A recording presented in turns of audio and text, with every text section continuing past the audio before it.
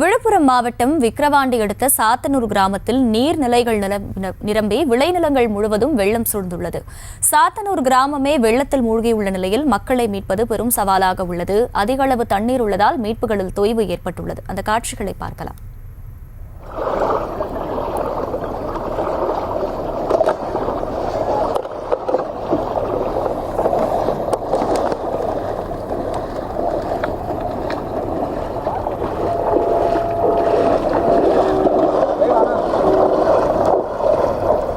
கூடுதல் விவரங்களை செய்தியாளர் பாரி கார்த்திக் வழங்க கேட்கலாம். பாரி கார்த்திக், தற்போது மீட்பு பணிகளில் தொய்வு ஏற்பட்டிருக்கக்கூடிய நிலையில் மாற்று வழிகளில் இந்த மீட்பு பணிகளை மேற்கொள்ள ஏதேனும் நடவடிக்கை எடுக்கப்பட்டிருக்கா? தற்போதைய சூழல் என்ன?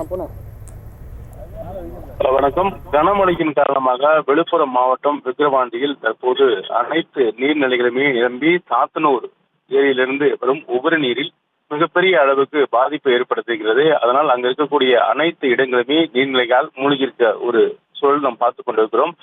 நாம் பார்க்கின்ற அந்த பல இடங்கள் தற்போது நீர்நிலைகளால் நிரம்பப்பட்டிருக்கின்றன. இந்த இடத்தை பொறுத்த வரைக்கும் நாம் பார்த்தோம்னால், அதாவது இது அந்த விக்கிரவாண்டியை பொறுத்த வரைக்கும் பார்த்தோம்னால் சாத்தனூர் அணையிலிருந்து வந்த உபரிநீர் தண்ணீர் தான் இப்போது மூழ்கி கிடக்கிறது போல காட்சியளிக்கிறது. அதே போல அங்க சாத்தனூர் மக்கள் கிராமத்தில் இங்கிருந்து உணவுப் பொருட்களை எடுத்து செல்வது ஒரு சிரமம் இருக்கிறது. நடுவில் ரயில்வே ட்ராக் இருக்கிறது.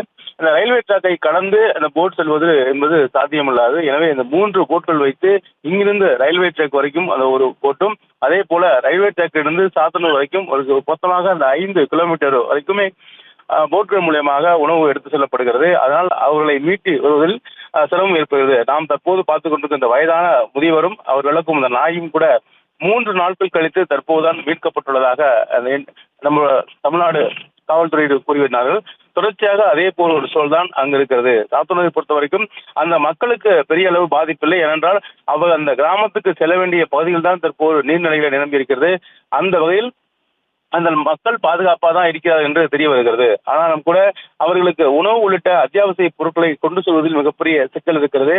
மேலும் அதாவது ஒரு 9 அடி வரை அந்த ரயில்வே ட்ராக்கில் இருந்து சாத்தனூர் செல்லக்கூடிய அந்த இடங்களில் 9 அடி வரை தண்ணீரானது தேங்கி இருக்கிறது. எனவே அங்கு அந்த போட்கள் செலுத்துவதிலும் ஒரு சிரமம் இருக்கிறது. குறிப்பாக ஆறு ஒன்று அந்த பக்கம் வேகமாக தண்ணீர் இங்க இருக்கும் தண்ணீர் எல்லாம் சேர்ந்துதான் 6 பக்கம் வேகமாக செல்கிறது. எனவே அது கடந்து செல்வது போட்களுக்கு அவ்வளவு எளிதாகவும் தெரியவில்லை. எனவே இந்த சாத்தனூரை பொறுத்த வரைக்கும் அந்த இடம் சிரமத்துக்கு அடிப்படையில் இது ஒன்றுதான் காரணம். அதே நேரம் அந்த இவ்வளவு பிரச்சனைகளுக்கு மத்தியிலும் அரசின் சார்பில் அவர்களுக்கு பால் உள்ளிட்ட பொருட்கள் எல்லாம் கொண்டு போய் சேர்த்துக் கொண்டுதான் இருக்கிறார்கள். அங்கிருந்து கிராமத்திலிருந்து யாரும் வெளியே வர முடியவில்லை என்றாலும் கூட ரொம்ப சிரமத்துக்கு மத்தியில் அரசு சார்பில் அவர்களுக்கு பொருட்களானது கொண்டு செல்லப்பட்டிருக்கிறது. அதே போல அவர்கள் அதாவது தண்ணீரும் அளவு தற்போது குறைந்திருக்கிறது. இன்று காலை ஒரு 6 அடி 7 அடி என்ற தண்ணீரின் அளவு தற்போது 2 அடி 3 அடி வரை சுருங்கி இருக்கிறது. எனவே இன்று இரவு அல்லது நாளை காலைக்குள் இந்த நீர் முழுமையாக வடியும் என்று எதிர்பார்க்கப்படுகிறது. முழு விவரங்களுக்கு நன்றி பாரி கார்த்திக்.